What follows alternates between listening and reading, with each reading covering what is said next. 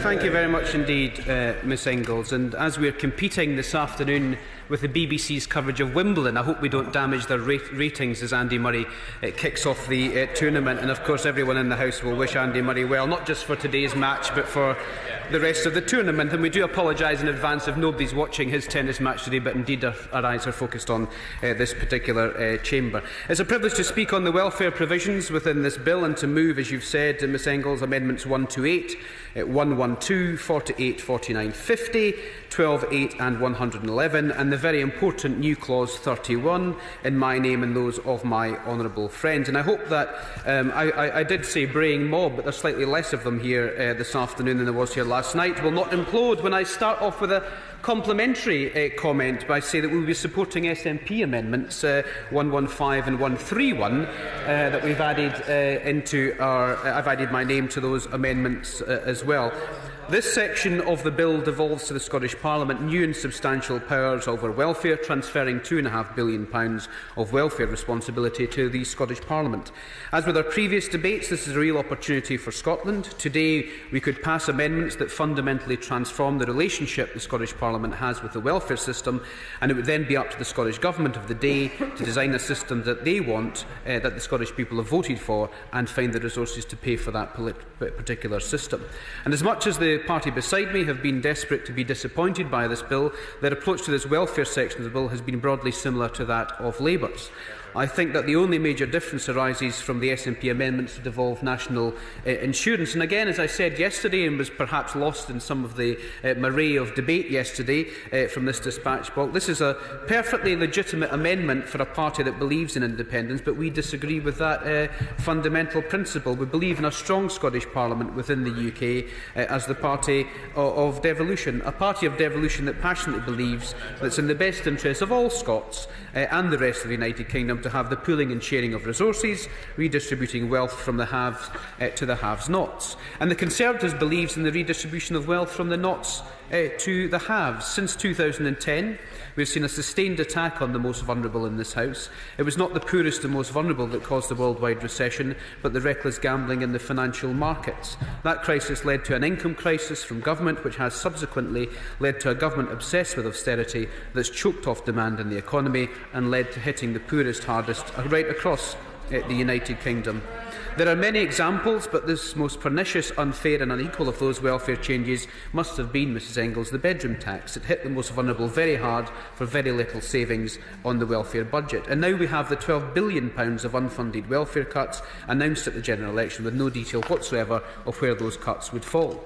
The problem with the government is they fail to see that there are underlying problems that are not being dealt with in the welfare system. For example, a lack of affordable and social housing, increasing the housing benefit bill, and many are forced into the much more expensive private rented sector, and I see that every single day in my constituency. I'm happy to give way to the honourable gentleman.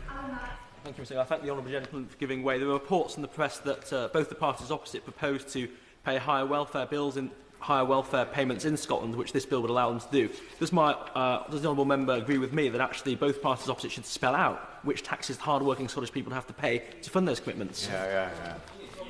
A number of proposals with regards to this bill, what we'd like to see happen, like devolving housing benefit, which we'll come on to this afternoon, which we think should be reinvested where possible into the building of social and affordable housing, which ultimately brings down the housing benefit bill. But I think what the honourable gentleman tends to forget is that if you invest in the fundamental underlying problems with the system, you can bring the benefit bill down. So getting people into work, higher pay and social housing, getting people out of the more expensive private rented sector makes a huge difference to that benefit bill. And if you have then more money available, you can reinvest that into the system. And I think that's why our double devolution proposals of getting particularly the work programme, the work choice programme and access to work, which again we'll come on to later this afternoon, into the hands of local authorities who are best positioned to be able to deliver those kind of programmes, allows you to reinvest into the system. So there's some fundamental underlying problems, and for the party opposite merely to see that resolving those problems is to cut the bill rather than dealing with those underlying problems shows why the benefit bill is actually actually been going up, despite all the changes that the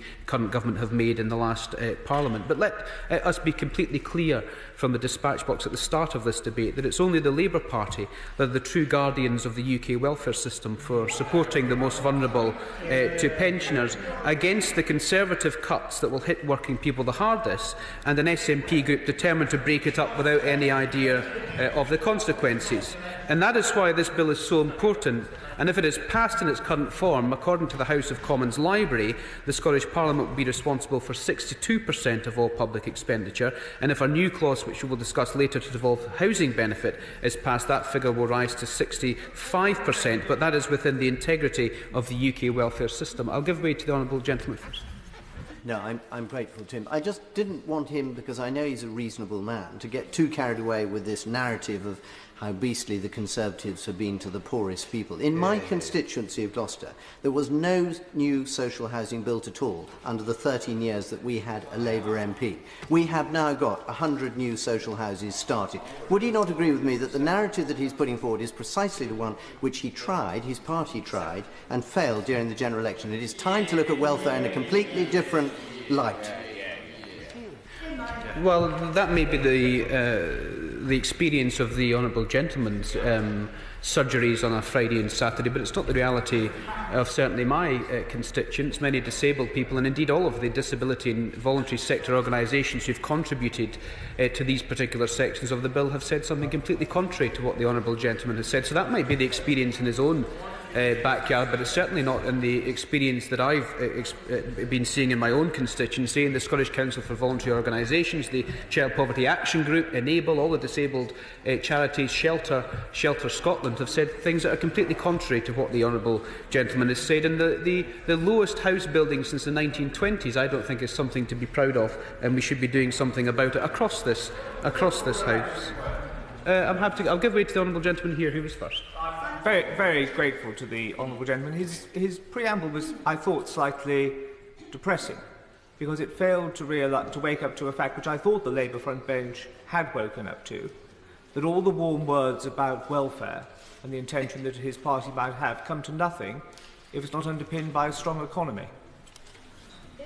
I don't think the honourable gentleman was listening to my opening preamble, as he puts it, because what I did say was about the underlying principles of the problem in the welfare system, and the underlying principles are a lack of affordable and social housing, pushing people into the more expensive private rented sector, which pushes up the housing benefit bill, a lack of higher pay, which pushes up the benefit bill, and a lack of skills and opportunity to progress in the workplace and productivity, which pushes up the welfare bill. And indeed the Business Secretary, in the very first answer to business questions earlier this morning, said that the UK had a problem with productivity that had to be resolved. So if we can resolve those three underlying problems in the welfare system, we may be in with a fighting chance of doing two things: making life better for people in this country, but also bringing the welfare bill down. I'm very grateful to my honourable friend, but isn't the issue here that what he's proposing is that the baseline will always be the UK welfare system, but that by lifting some of the restrictions that the government's own proposals in the bill would place on the Scottish Parliament would allow the Scottish Parliament to build on top of those? Well, that's what I'll come on to. Indeed, the new clause 31, which is a component of my contribution later on, essentially says that the Scottish Parliament, a new clause incidentally that we've co-signed, the SNP have signed our new clause 31, but would give the Scottish Parliament full power to introduce new benefits in all devolved areas, but also top up any benefits in reserved areas. Now, that seems to me to be a principle that if anyone wishes to put a manifesto together at a Scottish parliamentary election, would have to determine what they would do in terms of the welfare system, and of course consequently would have to pay for that. But the important principle here is that the integrity of the UK welfare state stays in place, and the Scottish Parliament, as an autonomous and powerful parliament, would be able to then make its own decisions to reflect the interests of the Scottish people, and that's an important principle of our new clause 31. 31 that I will come on to later. But Ms Engels, let me make a little bit of process. The exact amount of money that is spent and who spends it is not really the key concern of this particular bill. This is about ensuring that powers are exercised where they most benefit the people of Scotland. The Labour Party was the architect of the welfare state, the system of social insurance which covers every citizen regardless of income, from cradle to grave, and which is perhaps one of our greatest achievements and the purest expression of our common values and shared purpose. And as the architects of the modern welfare state, the Labour Party will do everything we can to ensure that it serves the needs of the people, not just across the UK, but crucially in terms of this bill in Scotland. And that is why we have sought to be the driving force in this section of the bill, tabling a total of 21 amendments and new clauses, more than any other party, to ensure that the Smith Agreement is not just delivered, as we've said consistently, in spirit and in substance, but also goes much further in terms of those welfare provisions. Each and every one of those amendments has a purpose: to improve the lives of families in Scotland whilst maintaining the fundamental principles of the underpinning of the UK welfare state. And can I take this opportunity, Ms Engels, to thank all the charities and voluntary sector organisations from across Scotland who have assisted me in this task. They do a valuable work day to day with those most in need, and we should be thanking them every single day for what they achieve, because without them, society would not operate in Scotland and across the UK. So simply, we should all in this House say thank you to them. I'm glad that the Scottish National Party has seen fit to support a number of those amendments. We will work very closely together in making sure we can deliver these. And in the same spirit of inter-party cooperation and consensus, I have signed, as I've said already, a number of their amendments as well that attempts to improve the bill. Although this is a fairly technical exercise and welfare is hugely complicated, I want to be clear that fundamentally our amendments will ensure that the Scottish Parliament has the unrestricted power to create any new benefits in areas that are devolved, as I've said in response to my honourable friend, in addition to the guarantees of the UK benefits and pension system, and the power to top up any benefits that remain reserved to this Parliament. This wide-ranging power effectively gives the Scottish Parliament the power to design their own welfare system in its entirety. However, unlike others, we are determined to ensure the welfare state remains an integrated UK-wide system of social security to allow for the continued pooling and sharing of risks and pooling and sharing of resources. We will also actively pursue our policy of double devolution by devolving as many powers as possible to local communities where they are best fitted, so they can be tailored to local needs and circumstance, starting with the work programme, work choice and access to work that we will debate in further parts of this bill. Subsidiarity should be at the heart of the Scottish Parliament to ensure that the public are engaged and in the full community spirit of designing the systems that are best for those community needs. Before I speak to Labour-specific amendments, I'd like to place on record my disappointment at the comments made by the member for Dundee East yesterday during yesterday's debate, when the honourable member described the proposals in the Smith Agreement as miserable. I think that is quite wrong in the context of this bill, and we should be really using this bill as an opportunity to improve on the provisions that are in front of us, to try and use this opportunity to make the system better in Scotland. And I hope, in the context of what the Secretary of State has been consistently saying across the passage of this bill, that he will look at sensible amendments to look to improve the bill, that he will do that both in substance and in spirit. And many of the provisions that we've put down in amendments in this part of the bill in terms of the welfare section, we would hope that he would see them as being worthwhile, but also in the spirit of cooperation, of trying to make the bill better rather than trying to make political points at this point of the bill. Ms Engels, clauses 19 to 23 of the bill concern the devolution to the Scottish Parliament of a number of welfare benefits, including power over disability benefits, industrial injuries allowances and carers allowance, the power to introduce top-up payments for people receiving reserved benefits, control over discretionary housing payments, and the power to introduce new discretionary payments to help alleviate short-term need. The powers within these clauses are extensive, but there are a number of areas in which I believe they fall short, particularly in limiting the scope of the Scottish Parliament to make discretionary payments and create new benefits. Paragraph 51 of the Smith Commission states that the Scottish Parliament will have, and I quote, complete autonomy in determining the structure and value of the devolved benefits or any new benefits or services that might replace them. As I've said, we are committed, wherever possible, to abiding by the spirit as well as the letter of the Smith Commission, and we believe that the term discretionary, as applied in this context, should not necessarily refer to the strict definition of the recipient of a payment or the duration or frequency with which we receive that payment.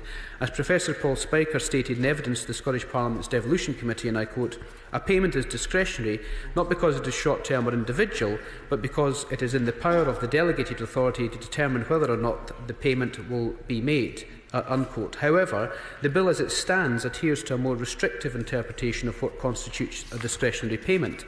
It includes a number of definitions of who can receive benefits and for how long and how often they can receive them, which would act to limit the autonomy of the Scottish Parliament in a way that, in my opinion, Smith did not intend.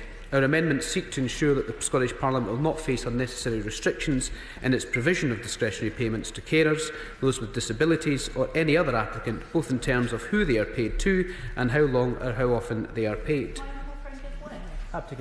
I'm grateful to him. Would he agree that as well as being an unnecessary restriction in the legislation, it's also likely to give rise to dispute as to whether people fall within the ambit of what the legislation says or not, and that a wider definition that would embrace more people would actually be much simpler to administer? I agree, and we should be removing as much ambiguity as we possibly can with regards to the bill, because if the Scottish Parliament did wish to introduce a new benefit or a top-up benefit in terms of these categories, then it should be as wide as possible for them to be able to do so. And what we don't want to end up is a dispute between either two governments or indeed between recipients and the deliverer of these particular benefits or services in terms of the definition of the Act. So it would be good if we were able to get some clarity of what is actually meant by those clauses in the bill. Let me look, if I may, Ms Ingalls, at an example at disability benefit. As Inclusion Scotland has argued, the current definition of disability benefit in Clause 19 may, and I quote, restrict the autonomy of the Scottish Parliament in constructing a new disability benefit system based on empowering disabled people to lead active lives and promoting their right to independent living, unquote. We have therefore tabled Amendment 128, which offers an alternative, broader and more flexible definition of disability benefit, which would, among other things, allow the Scottish Parliament to introduce a benefit to assist people with low-level disabilities or for those for whom the effect of their disability is largely financial. Likewise, the current definition of what constitutes a relevant carer is also, we believe, overly prescriptive. As Enable Scotland observes, and I quote, it prescribes to whom carers' benefits would be payable, stipulating that the recipient would be over 16, not in full-time education and not gainfully employed, and requiring that the cared-for person is in receipt of disability benefit, unquote. Likewise, the Scottish Parliament's Devolution Further Powers Committee report of May 2015 on the Smith Commission proposals and the UK Government's response concluded, and I quote, the committee is concerned that the current definition of carer in the draft clauses appears overly restrictive and could limit the policy discretion of future Scottish administrations in this area. The committee therefore recommends that the clause should be redrafted to ensure that the future Scottish administrations are able to define what constitutes a carer. I agree with both Enable Scotland and the Scottish Parliament's Devolution Committee that the clauses are currently drafted leave unnecessary scope in the Scottish Parliament and may limit their ability in the future to create new benefits. We have therefore tabled Amendment 48, which seeks to remove this definition from the face of the bill in order to allow the Scottish Parliament to arrive at its own definition. I am pleased that the SNP has supported this amendment, and I would like to reciprocate by supporting Amendment 115, which provides for the provision of non-financial assistance in relation to benefits from maternity, funeral and heating expenses, and also Amendment 121, which inserts the additional qualifying criteria for provisions of discretionary payments and assistance by being part of a family facing exceptional financial pressure. Have to give way. That the overall approach being taken in the UK now of concentrating on tackling poverty by giving people skills, by pushing the work obligation, and also by removing barriers to employment, that's very important, that the welfare system should dovetail in with that. And of course there are provisions in here to that effect. But does he agree with me that it would be wrong if Scotland was to take a different approach and go back to a dependency culture? Well, I don't think the purpose of our amendments is to create some kind of dependency culture. Indeed, my last sentence is the honourable gentleman was seeking to intervene is to accept Amendment 121 in the name of the Scottish National Party members that says that payments and discretionary payments could be part of a family facing exceptional pressure, and indeed the amendments to both carers and disabled qualifications and definitions is to widen out so it doesn't just become about supporting somebody with a financial need, but indeed work assistance, getting people back into work, and the issues around the work programme, the work choice programme and access to work schemes that are the third part of this bill that we'll come on to later will examine some of those issues. Because I think what the government have tended to forget that all of this process isn't just about forcing people off welfare, but giving them the opportunity to get back into work and supporting them through that process. And the more people we can do in terms of supporting them back into work, particularly disabled people and people who find it incredibly difficult to access the labour market, we should be making sure the legislation is flexible enough in order to be able to do that. Point, one of the key aims of the UK government is to ensure that work always pays better than being on benefits, and it would be a pity if any of these reforms were to alter that balance for Scotland. Does he agree with me? Well, I do agree with him, but I do find it a little bit of an irony that the honourable member from the Conservative government benches is saying that everything should be designed to encourage people into work, when in actual fact the whole design of the tax credit system was to encourage people into work, and that seems to be the first aim of the Conservative government is to cut tax credits, which would make it less attractive for people to be in work. So I think there's a very fine balance to be struck about supporting people into the workplace, supporting people in the workplace, and making sure that work always pays. And I think everyone in this House would agree with that particular principle. But cutting tax credits is not the way to make sure that work pays, unfortunately, because it will force people into a choice of whether or not it's better off to be out of work than actually in work. And we need to be striving for much higher pay to reduce the welfare bill in terms of tax credits rather than cutting tax credits. We're coming at that from the wrong angle. Ms Engels, I was talking with regards to Amendment 121 and Amendment 115. These are straightforward and common sense amendments that grant greater autonomy to the Scottish Parliament in the way it provides support to the vulnerable and those at risk in Scotland. We have tabled a number of other amendments to this section of the bill, including Amendment 112 to Clause 19, which removes the phrase short term in regard to disability benefits, and Amendment 111, which removes the reference to occasional financial assistance in Clause 23.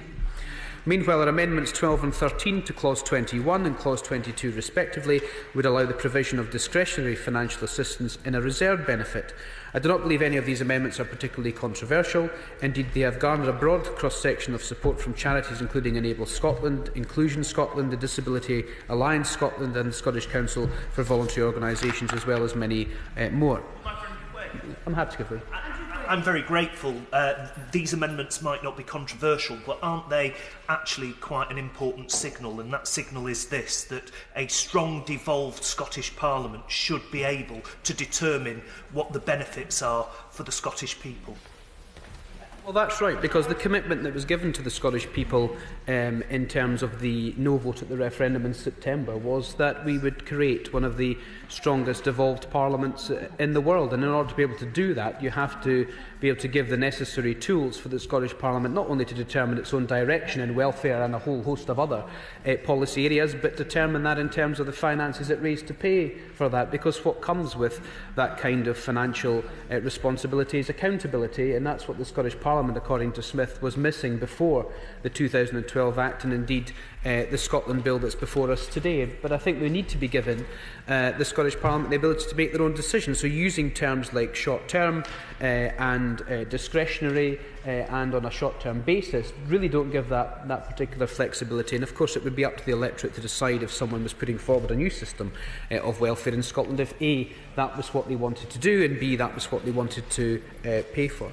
Mrs Engels, I now come to arguably the most important amendment to this section, our new Clause 31, which broadens the circumstances under which the Scottish Parliament can create new benefits and brings it more into line with what I believe the Smith Agreement intended. It has also been co-signed by the Honourable SNP members. For that I'm very grateful, and due to its significance we should be able to use this to transform this section of the bill. New Clause 31 creates a new exception 9 in section F1 of Part 2 of Schedule 5 of the Scotland Act 1998, and I know all honourable members will have read that and know exactly what I'm referring to, which allows for the creation of any benefit not currently in existence, payable by or on behalf of the UK Minister of the Crown or otherwise a reserved benefit. In essence, this would allow the Scottish Parliament to create any new benefit which is not in existence on the date on which the Act is passed. This, I believe, goes significantly further than what is currently on the face of the bill. I would be grateful if the Minister was able to respond specifically to why this, in his view, would not be desirable or practicable on the face of the bill, because it ensures that the power to create new benefits in Scotland rests with the Scottish Parliament and therefore the Scottish people, and that it has the flexibility and autonomy to exercise this power free from unnecessary restraint, in keeping with the spirit and substance to the letter of the Smith Agreement. Of course, there will have to be joint working between both governments to ensure this is deliverable, and that brings me to an important common theme that has run through these committee debates so far: the need for both governments to work much closer together in partnership for the benefit of Scotland. I don't think we can emphasise that enough. We have to have that partnership working and that relationship much more solid to make these provisions work. But let me be absolutely clear on this point so there is no ambiguity. I believe in the fundamental principle that the final say on the creation of new benefits, the type of benefit created, who it is paid to, and how long and how often it is paid, should reside with the Scottish Parliament. That is my view. That's the view of the Labour Party across the United Kingdom. Absolutely. I'm grateful to my honourable friend for giving way. Just in respect of the exchange he had with the right honourable gentleman opposite, in terms of his explanation of the impact of government policy in cutting tax credits, and that will hit people who are actually in work more than people who are simply on benefits. Will these amendments that he's putting through, many which have the support of the Scottish National Party, will it give any extra protection to the people in Scotland against the impact of cutting tax credits that will happen in England or not? The new clause 31 is a provision that allows the Scottish Parliament to top up any reserved benefit in the United Kingdom and create any benefit in devolved areas. So there would be an ability to create a system that allowed you to mitigate the reduction in tax credits.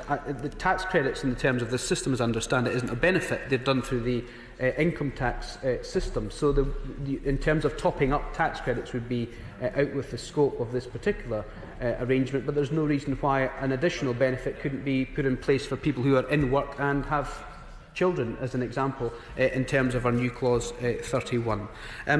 Ms Engels, let me conclude. I'm very pleased that we have managed cross-party support for new clause 31, and if the government pass this particular clause, it would give the Scottish Parliament full autonomy in terms of the welfare state, which I think is what the Scottish people and the Scottish Parliament would like us to do. And I would urge, if the government are going to support any amendment in any part of this bill, that new clause 31 might be the amendment that they support, and I so move all our amendments and the new clause. The question.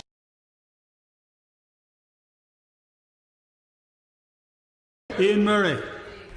Well, I appreciate the Minister has come to the dispatch box to try and respond to her amendments, but slightly disappointed she's used the excuse of restricted time. We have another 5 hours left in this debate with only two more groups of amendments to go forward. As I did say at the end of my initial contribution, Mr Cosby, that if the government was to accept any amendments at all in the entirety of the Scotland Bill, it would be very useful if they were to accept new clause 31, because what that would do, quite clearly, is to give the Scottish Parliament the power to set up any new benefit in a devolved area and top up any benefit in the reserved area. That gives them a wide-ranging power to be able to design a system of welfare in Scotland that fits the needs of the Scottish people. So that's incredibly important. So I would like to push new clause 31 to a vote later this evening when we get to the end of this particular section. But in the meantime, I'd like to seek the will of the House on amendment number 128 and number 46, if possible.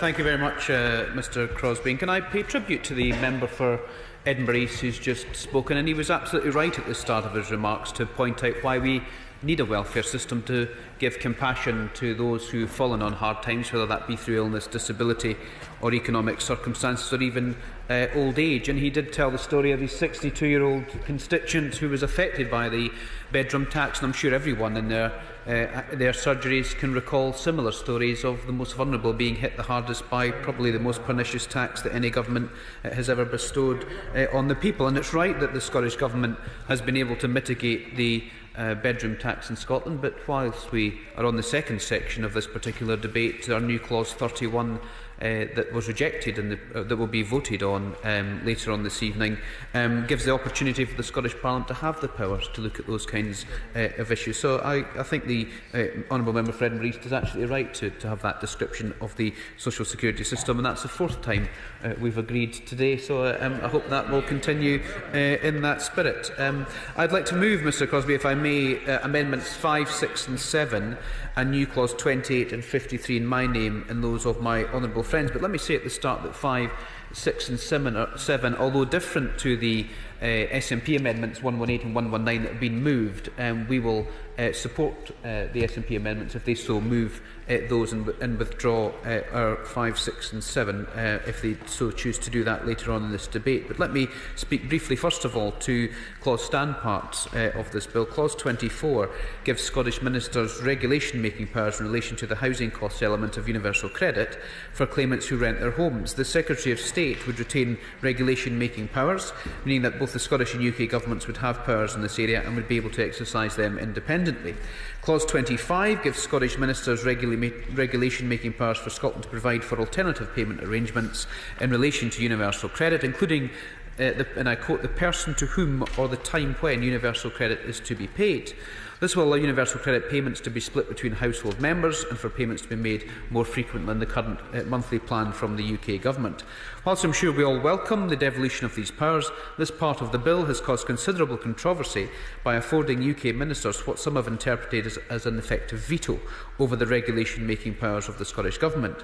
This relates to the requirement in clauses 24 and 25 that Scottish ministers, before exercising their regulation-making powers in this bill, consult the Secretary of State on the practicability of implementing proposed changes to universal credit and obtain his agreement on when these changes are to happen. So it's worth perhaps examining whether or not that is amounting to an effective veto. The Deputy First Minister, John Swinney, who's just been quoted by the Honourable Member for Edinburgh East, has detected in these pretty innocuous requirements that they were his words a sinister intent on behalf of the UK Government to exercise, again in his words, a blocking power which would act to prevent the Scottish Government from doing something.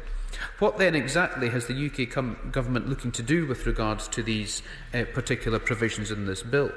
That said, why I do not believe that the bill as it stands is intended as a veto, I do think it could be more clearly worded to remove any ambiguity whatsoever. And I hope the Minister, and I did say this to the Treasury Minister in the second reading of this debate, that they do have the opportunity to clear up any ambiguity. And if the Government are intent on saying there's no effective veto in these clauses in the bill, then they should use this as an opportunity to once and for all take away that ambiguity and remove that particular issue in the bill. And that's what our amendments 5, 6 and 7 seek to do. They seek to allay the concerns of the Deputy First Minister and the charitable organisations that have already been mentioned by clarifying that Scottish ministers need only consult the Secretary of State about the timing and, crucially, and this is one of our amendments, the delivery mechanisms of any new regulations. Now, I understand, Mr Crosbie, and fully appreciate that if a discretionary housing payment is being made by the Scottish Government to recipients of the bedroom tax, if we could use that particular example, that they have that delivery mechanism. That delivery mechanism would go to local authorities. A pot of money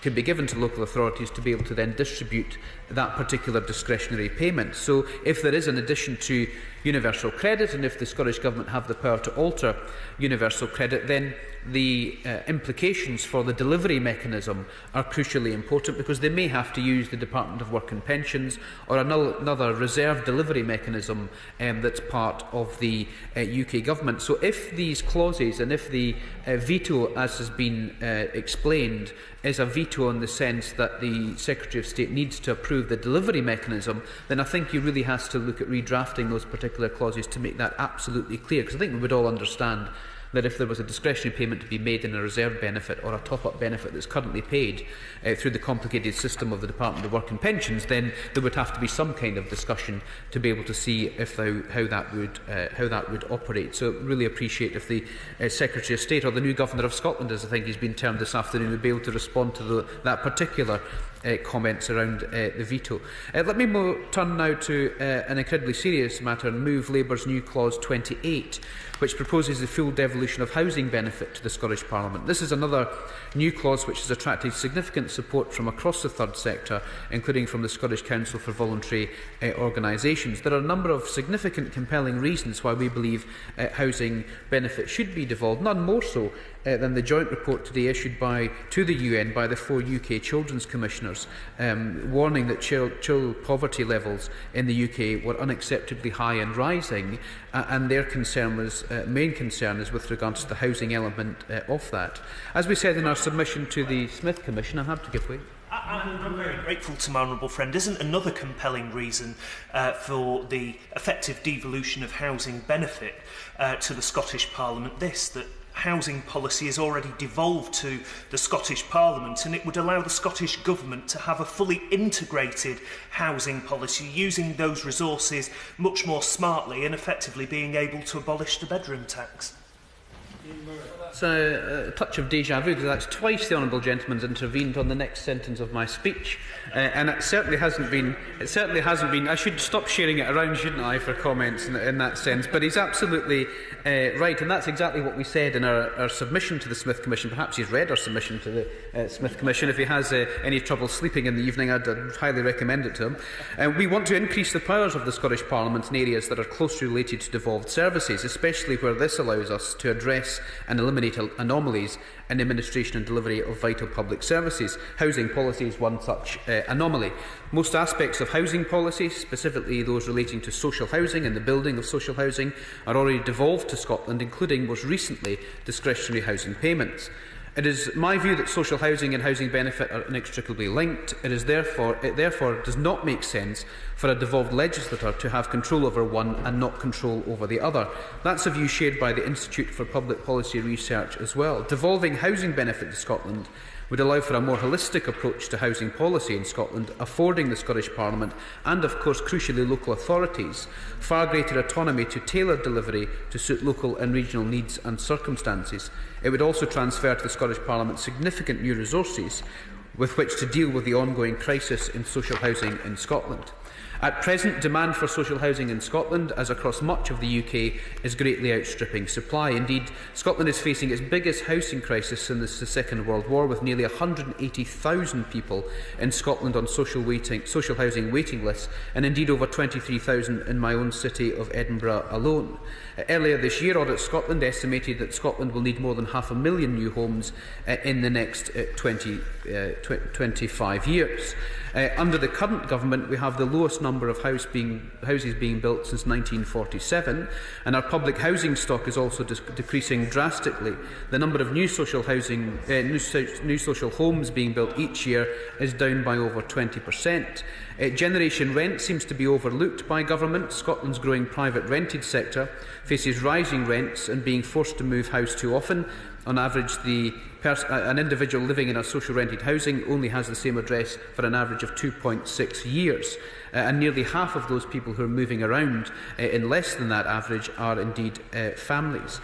Over the last 10 years, the number of people living in the private rented sector has doubled to 368,000, and the number of households in poverty in the private rented sector has also doubled in the last decade to 120,000. In 2014, almost 1 million households, or 2 million individuals, were living in fuel poverty, an increase of almost 300,000 on the previous year, and that's all part of the policies in terms of people living in inadequate private housing. So we'll continue to fight for a better deal for the private rented sector. Mr Crosbie, meanwhile, Shelter Scotland, the much respected charity in Scotland Research, has previously identified the negative effect of homelessness and temporary housing on a child's education and health, and they have come up with some of the impacts, particularly on children and families with children living living inadequate housing in the private rented sector, but also in terms of homelessness, the inability to get into social housing, and indeed being stuck in temporary housing for too long. They have said a number of things. If I could just pick out one or two, they said that homeless children are 2 or 3 times more likely to be absent from school than other children due to the disruption caused by moving into and between temporary accommodation. I see that drastically in my own constituency. I must have one of the most acute social housing shortages in the country, and many families end up being stuck in temporary accommodation or moving within or around temporary accommodation regularly. Homeless children are 3 or 4 times more likely to have mental health problems than other children. That seems a fairly obvious conclusion to come to in terms of that instability. And 90% of respondents to a shelter survey said their children had suffered through living in temporary accommodation. So the longer families are living in temporary accommodation, the more likely they were to attribute to their worsening health as a part of that particular accommodation. So it's important that we're able to deal with some of those particular issues, but there is no doubt that housing benefit and the ability to access housing benefit resources is inextricably linked to building more social homes, but also the whole of social housing policy within the Scottish Parliament. Karen Campbell, the Director of Policy and Operations at Homes for Scotland, has previously said, and I quote, "Scotland's housing crisis affects all tenures, whether for social, private, rent or sale. This is having a severe impact on the lives of Scots across the whole country, particularly young people and growing families. No other sector impacts such a wide range of policy issues, yet the number of new homes being built has fallen to its lowest level in some 70 years, threatening Scotland's social and economic well-being." And if we relate that to the issues that have been raised by the shelter survey, we can see that the social well-being of many families, particularly the children of those families, is indeed a real issue. So devolving housing benefit would afford the Scottish Parliament substantial additional funds to address the shortfall, unlocking up to £1.8 billion of resources, the largest spend in a single benefit in Scotland after the old age state pensions, which could over time be invested in the provision of new housing stock in Scotland. Now, I appreciate that can't happen overnight, because there would have to be some mechanism to allow that fund to be accessed, perhaps potentially through prudential borrowing that the local authorities could use to reduce housing benefit in order to build more houses. Not only would this serve to alleviate the pressures on social housing, it would of course also create jobs and help to depress housing costs across the private rented sector. As the Joseph Rowntree Foundation has noted, and I quote for their report, "Investing in affordable supply will place downward pressure on rents and subsequently reduce the burden of housing costs upon the budgets of low-income households living in the private rented sector in Scotland." And this is a hugely important point, because the government have tried to come down incredibly hard on the housing benefit bill, and the housing benefit bill has doubled over the last decade or so. But what they haven't been able to do is to deal with the supply and demand issue. And a number of my constituents who end up in the much more expensive privately rented sector, indeed the privately rented sector in Edinburgh South is almost double what a social or affordable housing rent would be, and that quite clearly pushes up the housing benefit bill. And before the Minister or the Governor of Scotland jumps to his feet and tells us that the housing benefit bill is going up because of worklessness, actually nearly 70% of my constituents who obtain housing benefit are actually in work. So it's a huge issue, not just in terms of the social impacts, but in terms of, if we want to get the housing benefit bill down, we have to get people into much more affordable housing. As an added, not insignificant bonus, devolving housing benefit would allow the Scottish Parliament to put an end, as we've discussed already this evening, to one of the cruelest and most iniquitous policies of recent years, and that's the bedroom tax. And also, this is also an issue where I think we should look at double devolution as well, and it has been a point that's been made regularly in these debates over the last 3 days in terms of the Scottish Parliament being a very centralist Parliament, and we need to get powers down to the communities that are best suitable to use them. And I would be very much of the view that housing benefit should be used at local authority level, because each local authority has their own needs and has their own demands in terms of housing, whether that be for key workers or the demographics in which they find themselves. I hope that these are strong arguments which convinces the Government and honourable members to support our new clause 28. Another area in which we believe this bill can be enhanced is in the provision of childcare. Labour's new clause 53 would achieve this enhancement by devolving the childcare element of universal credit to the Scottish Parliament. The childcare element is closely linked to the provision of employment support programmes, and devolving it would increase the capacity of the Scottish Parliament and local authorities to help parents to obtain and remain in employment by assisting them with the rapidly escalating costs of childcare. Costs of childcare, incidentally, that in Scotland have gone up much higher than the rest of the United Kingdom. Currently, the cost of childcare is one of the main obstacles to parents entering and remaining in the labour market. Devolving the childcare element would afford the Scottish Parliament a valuable new mechanism for removing this obstacle, allowing parents to enter the job market. As Dr McCormick, the Scotland advisor to the Joseph Rowntree Foundation and a member of the Social Security Advisory Committee, stated in response to the Smith Commission proposals, and I quote, "The cost of childcare in Scotland are high by international standards and rise much faster than inflation.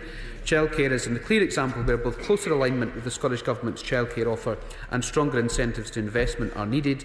The bill should empower the Scottish Government to vary childcare allowances via universal credit on the same basis as they are able to vary housing allowances." Unquote. So our new clause 53 would provide for this power to be devolved to the Scottish Government so that they can do precisely that. I hope that the Government and honourable members across the House would see the value in supporting that particular devolution. Now, I wish to turn briefly to some of the opposition amendments in this section, chiefly to the new clauses 39, 40, 44 and 46, and new clause 55 in the name of the SNP's favourite Conservative, the Honourable Member for Gainsborough.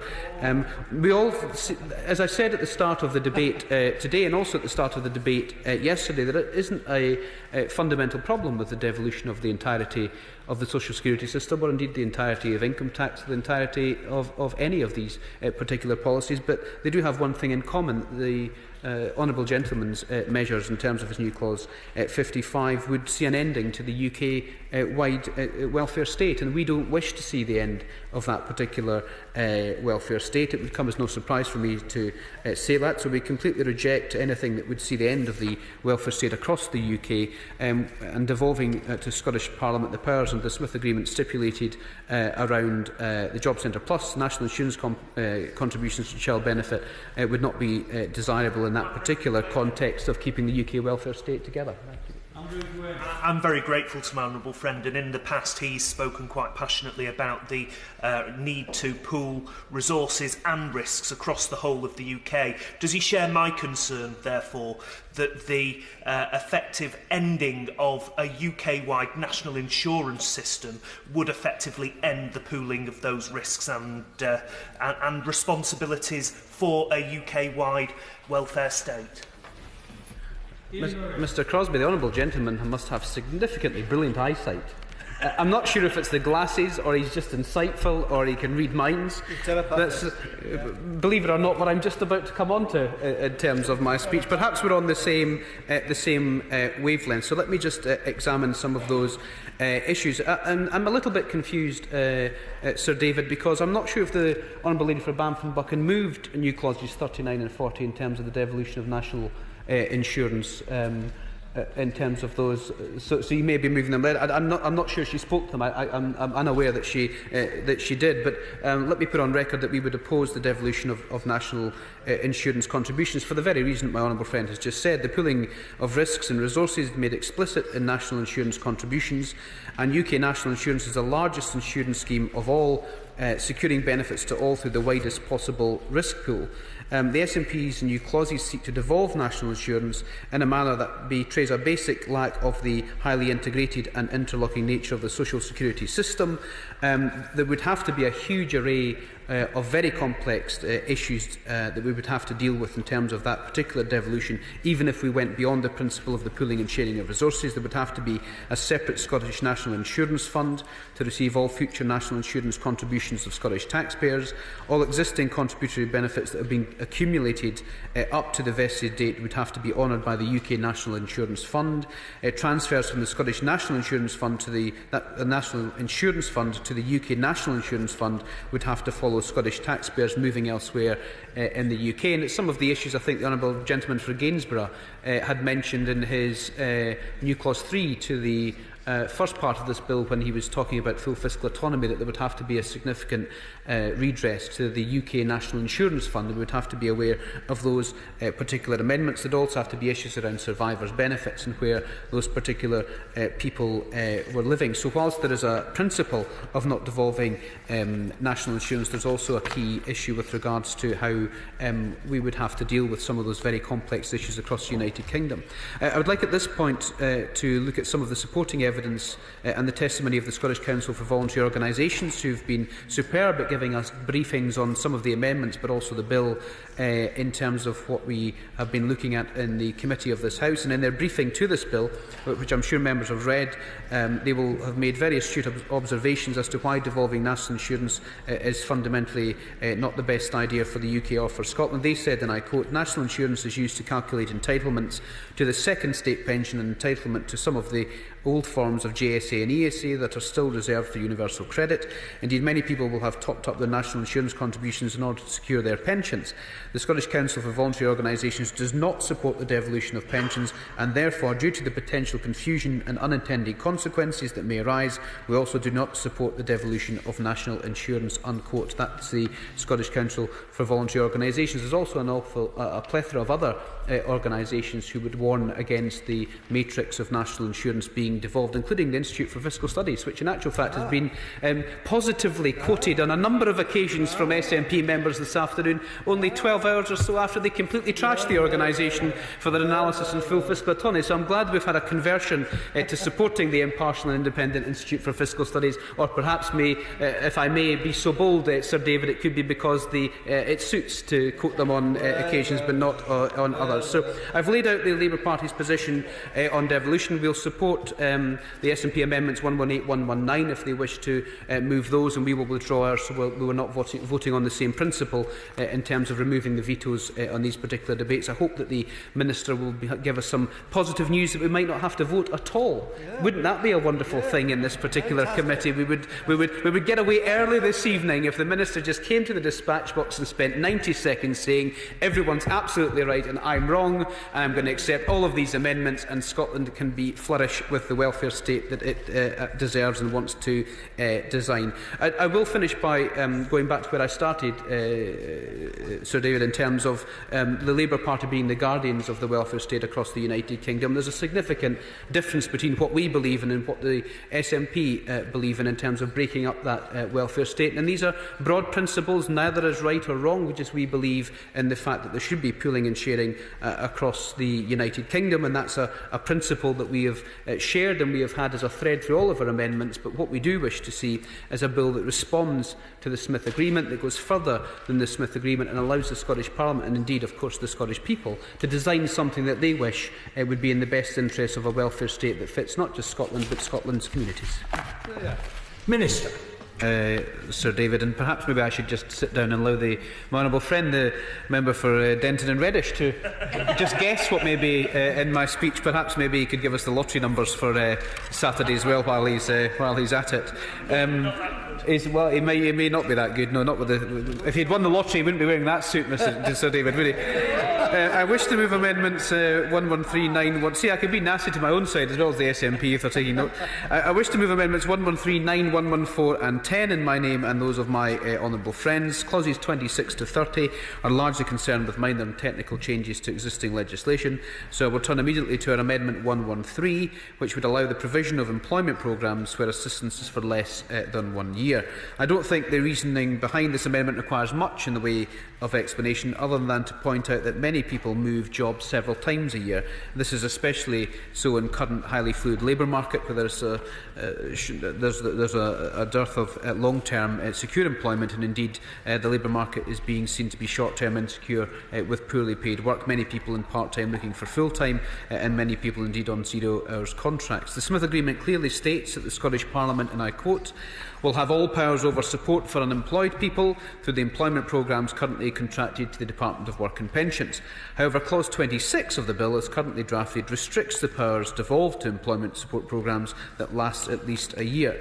Our Amendment 113 removes this the restriction to allow it to develop programmes to support those who move in and out of work within that 1 year time frame. Amendment 9 emphasises that employment support programmes in Scotland must be developed in close conjunction with local authorities. This was to ensure that service delivery is tailored to the needs and circumstances of local communities and is responsive to the local jobs market. In this regard, we are happy to give our support to the SNP Amendments 120, 121 and 122, which provide for the creation of new employment programmes in Scotland on the understanding that they are developed and run in close conjunction with Scottish local authorities. I'm happy to give way to the Honourable Gentleman. I thank the Honourable Gentleman. I wonder if I could expand on the position of local authorities and the point I put to his colleague from Manchester about the nature of many local authorities in Scotland, which I think makes it slightly more difficult to put it down to local authority level than it may do in certain other areas.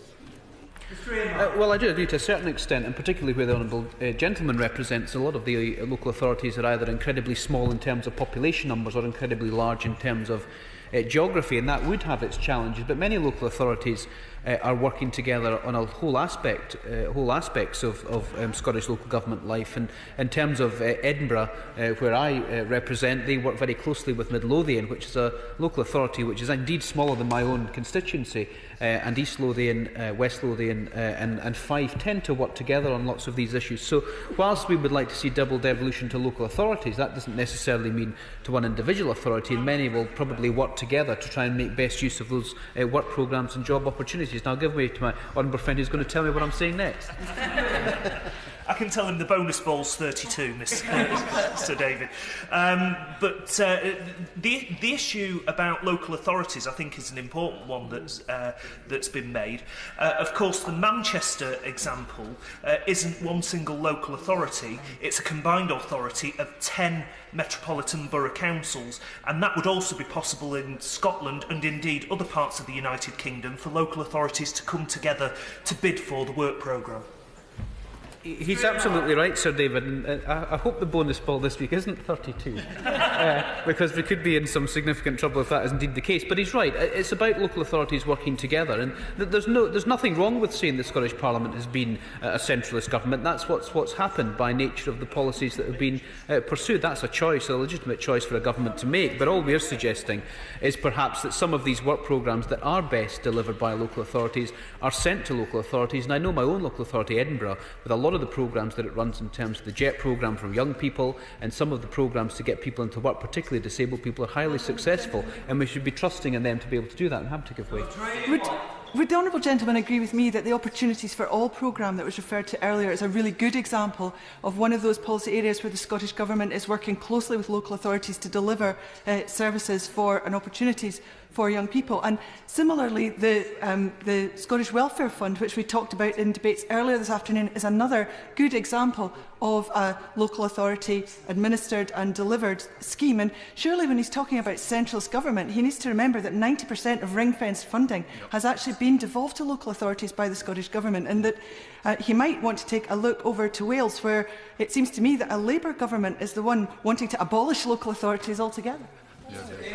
Well, I didn't want to turn this into a political argument, Sir David. I merely wanted to point out the fact that work programmes are best delivered by, in my view, local authorities. I mean, if the Welsh Government make the decision that it's best delivered in a different way, then that is up for them to do. But what the Honourable Lady highlights, actually, is in fact that devolution across the United Kingdom provides a whole array of different ways to deliver services. And I do hope that the Scottish Government takes some of this debate and look at whether or not we should be having double devolution. The principle of subsidiarity, which my honourable friend for Nottingham North was promoting in some of his new clauses, should, across the European Union and in the United Kingdom, should happily sit very firmly with the Scottish Government in terms of the way it associates itself with local government. Local government and COSLA have said quite clearly they feel that local authorities have been strangled across Scotland, and that's an incredibly important thing that I think we have to address. So I've said already that we would support the amendments in the name of the Scottish National Party, and I'm happy to give way again to it.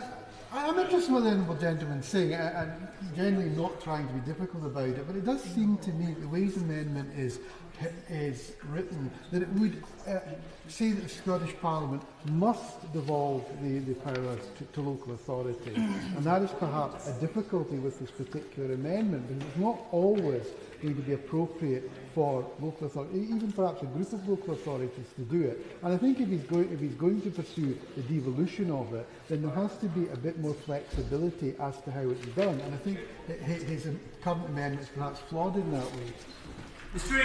Well, the honourable gentleman, in all the time that I've known him, has never been difficult. But I think in terms of this particular issue, we're debating a Scotland bill which we feel doesn't go far enough in both spirit and substance, because we want more powers into the Scottish Parliament. We have the honourable gentleman, the SNP's chief whip, wanted to hold on to that power with both hands. He doesn't want to release any of it. He wants to keep it in Edinburgh and Holyrood so he can build an ivory tower for Scotland in terms of all these powers, and doesn't practice that in terms of giving it to local authority. And I'm delighted I've been able to give him a little bit of exercise by bouncing up and down. Well, I think the honourable gentleman, him and I have crossed swords in many bills in the past, but he is misrepresenting what I said. I'm sure not deliberately. But the point being that if this goes through in the way he has written it, it would mean there is an obligation to devolve now to local authorities, i.e. to each individual local authority, as I read it. And that is not what he is now saying about a conglomeration of local authorities. So it seems to me this amendment, as it is written, is flawed. Perhaps the idea behind it is not so flawed, but certainly the particular amendment is.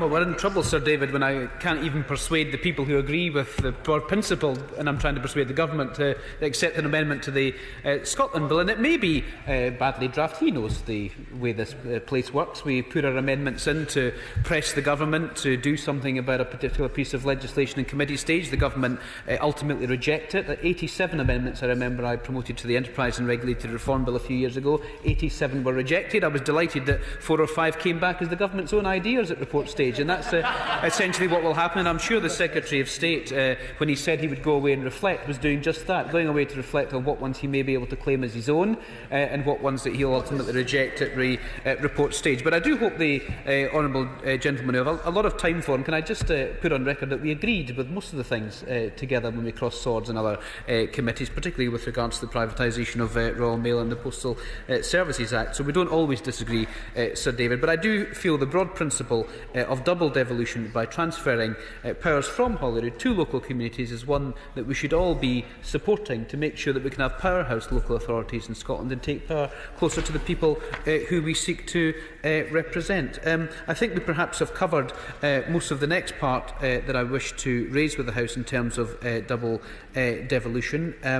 I may just say that it's a fairly obvious thing to say, but that local authorities do know their local jobs markets better than anyone else, and the principle and landscape of a job market in one local authority or one conglomerate of local authorities will be very much different from others. And I think we should be looking at trying to tailor these employment support programmes, not just to individual needs and individual community needs, but in areas where there will be a greater need, or a greater need for a certain skill set perhaps than other areas. So in my own city, as an example, we are very much at the forefront of financial services and academia, which is completely different if you were perhaps in a more rural constituency, and local authorities would be able to tailor those programmes. And of course, crucially, Sir David, which is something that we tend not to talk about in this House, is not just transferring the power, but actually transferring the resources that go with it. And local authorities in Scotland have been completely starved of resources, and they require those resources to be able to do the job that we want them to do. I thought it was a great speech by the Honourable Lady from Livingston. She said many of the things that we'd absolutely agree with, but one glaring omission from her speech was the issue about retraining and education, and further education and reskilling. And we know that further education in Scotland is not just the mechanism for young people to perhaps go back into education or to be retrained or reskilled, but it's actually the place where many people get that second chance in education and are able to go back to something perhaps that they failed at many years ago, or perhaps they are going back to retrain after having families. And one of the things that I think Scotland is suffering from at the moment is the fact that we have 144,000 fewer college places now than we did in 2007, and that's hampering these second chances. So I hope that if the devolution of the work programme does end up at the Scottish Parliament and ultimately ends up in local authorities, and the Honourable Gentleman shaking his head there, so it must be true, then we are able to resolve the issues with regards to the college places that have been lost as well. Let me move on to Amendment 114. Would provide for the devolution of the Access to Work scheme as well to the Scottish Parliament. Access to Work provides practical advice and support to disabled people and their employers to help them overcome work-related obstacles resulting from disability. This is an incredibly powerful and important programme, and a very close friend of mine, Mark Cooper, who has cerebral palsy, has been on the Access to Work programme for some time, was able to take a job that covered maternity leave in Glasgow, 45 miles away, but was able to work with the employer and the Access to Work scheme to be able to travel not just to Glasgow, but to have an adapted place of work for him to be able to work. And although Mark does drift in and out of employment because of his disability, the Access to Work scheme for people with disabilities and the obstacles relating to those disabilities have to be overcome, and the devolution of that as well to local authorities would certainly allow that to be better tailored to local needs. Access to Work is also closely aligned with employment support. I'm aware that a number of charities, including Inclusion Scotland and the WISE Group, are in favour of devolving it to Scotland. Finally, Sir David, at Amendment 10, allows for the introduction of a jobs guarantee, which would provide a temporary job paid at least the minimum wage to provide a route back into long-term employment for young people or people who have been out of work for over 2 years. This is very similar to the jobs guarantee we had in our manifesto at the general election, and would allow us to devolve some of those responsibilities for getting young people in the long term back into work. And again, local authorities would be best placed to deliver those, despite what my honourable friend on this side of the House thinks that would be a bad idea. I hope the Government will reflect on some of these issues, as the Secretary of State has said he would reflect, and come back, if they disagree with them, today at report stage with some proper devolution, not just to the Scottish Parliament in terms of employment schemes and around disability and access to work, but certainly how we can find a mechanism to get these out of the hands of Edinburgh and into local authorities.